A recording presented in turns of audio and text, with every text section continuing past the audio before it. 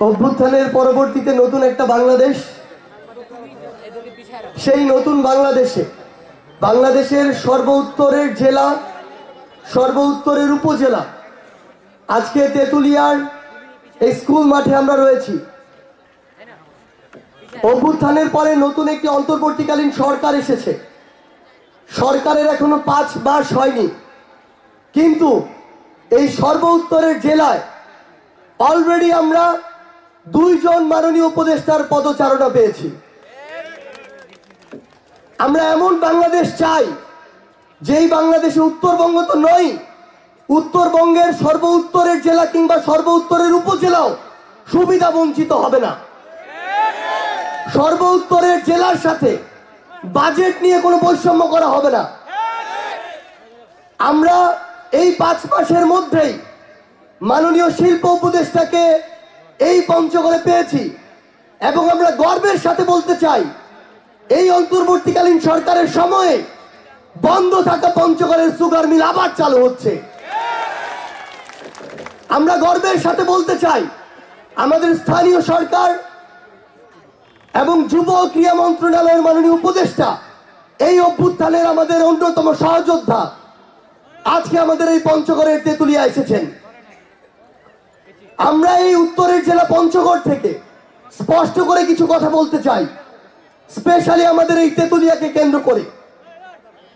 আমাদের এই তেঁতুলিয়ার একটি গুরুত্বপূর্ণ জায়গা হচ্ছে আমাদের স্থল বন্দর, কিন্তু আমরা যখন খোঁজ নিয়ে দেখি ওই স্থল বন্দরে ইজারা নিয়ে যত কর্মকর্তা কর্মচারী নিয়োগ করা হয় পার্মানেন্ট, সেগুলো সব খুলনা বিভাগ থেকে আসা। আমরা যখন দেখি তখন ওই স্থল বন্দরকে কেন্দ্র করে যখন এই উপজেলার এই জেলার অনেক মানুষের কর্মসংস্থান হওয়ার কথা ছিল, সেটি না হয়ে সেখানে অল্প কিছু মানুষ সিন্ডিকেট দিয়ে সকল মানুষকে জিম্মি করেছে। একটা মানুষের যেই পরিমাণ প্রতিদিন সেখানে উপার্জন হওয়ার কথা ছিল তার অর্ধেক ওই সিন্ডিকেট ভাগাভাগি করে নিয়ে নেয়। আমরা স্পষ্ট করে বাংলাদেশের ছাত্র জনতার পক্ষ থেকে, স্পেশালি এই পঞ্চগড়ের তরুণ প্রজন্মের পক্ষ থেকে একটা মেসেজ দিতে চাই। আমাদের নজর ধীরে ধীরে এই জেলার প্রত্যেকটা সিস্টেমের দিকে যাবে। যেখানে আমরা অন্যায় দেখব, সিন্ডিকেট দেখব, চাঁদাবাজি দেখব, ধীরে ধীরে আমরা সেগুলো উপড়ে ফেলবো। আমরা ঐক্যবদ্ধ যদি থাকি তাহলে স্থল বন্দর বলি কিংবা কোনো নিয়োগ বাণিজ্য বলি, এই পঞ্চগড়ে আমরা কোনোটাই হতে দিব না। আমরা কয়েকদিন আগে দেখেছি কোর্টের একটি নিয়োগ পরীক্ষা হওয়ার আগেই শত শত জনের নাকি টাকার ডিল হয়ে যায় এবং এগুলোর প্রেক্ষিতে সেই নিয়োগটা বন্ধ পর্যন্ত করতে হয়েছে।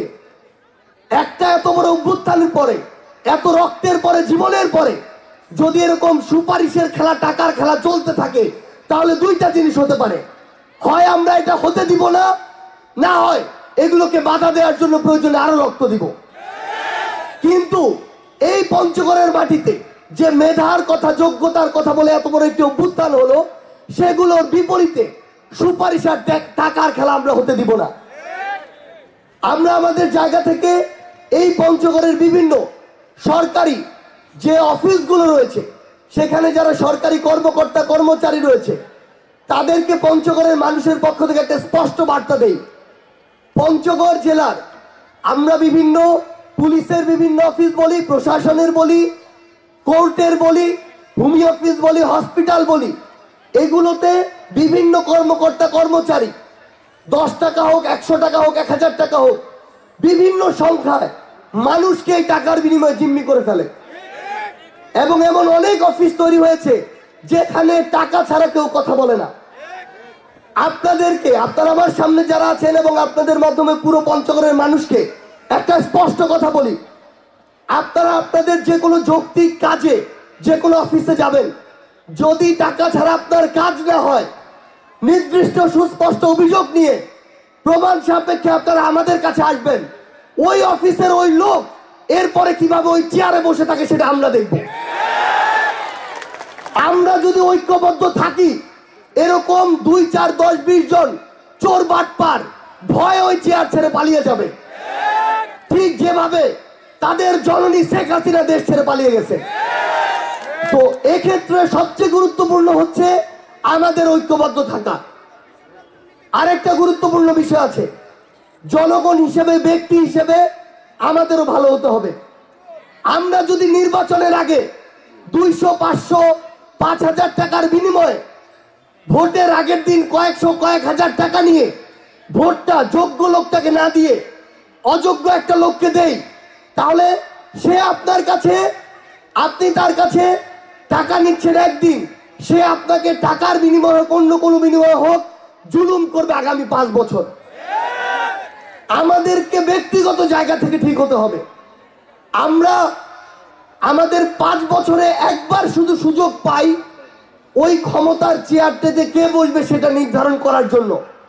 অল্প কিছু টাকার বিনিময়ে আমরা যদি সেই সুযোগটাও নষ্ট করি এবং তুলনামূলক একজন অযোগ্য লোককে ওই চেয়ারে, হোক মেম্বার, চেয়ারম্যান বা এমপি, মন্ত্রী যেই হোক না কেন, ওই চেয়ারে বসতে যদি সহযোগিতা করি, তাহলে পরের 5 বছরে তার দ্বারা যে আমরা জুলুমের শিকার হব, এটার দায় আমাদেরও আছে।